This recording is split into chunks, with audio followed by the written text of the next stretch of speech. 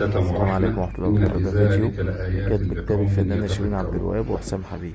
والنبي صلى الله عليه وعلى آله وصحبه قال: إذا جاءكم من ترضون خلقه ودينه فزوجوه، إن لم تفعلوا تكن فتنة في الأرض وفساد كبير.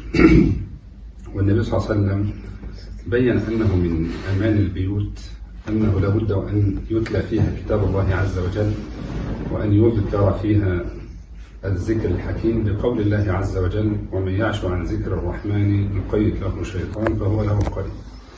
وقال النبي الأمين صلى الله عليه وسلم: مثل البيت الذي يذكر فيه الله والبيت الذي لا يذكر فيه الله كمثل الحي والميت. ودائما نحصن أنفسنا بأذكار كان يقولها النبي صلى الله عليه وسلم في كل صباح ومساء، زي مثلا: بسم الله الذي لا يضر مع اسمه شيء في الأرض ولا في السماء وهو السميع العليم. أعوذ بكلمات الله التامة من كل شيطان وهمة ومن كل عين لمة. وقول النبي عليه الصلاة والسلام: أعوذ بكلمات الله التامات من شر ما خلق. فهذا أمان للبيوت، ونسأل الله سبحانه وتعالى أن يجمع بينكما في الخير والسعادة، إنه ولي ذلك مولاه والقادر عليه.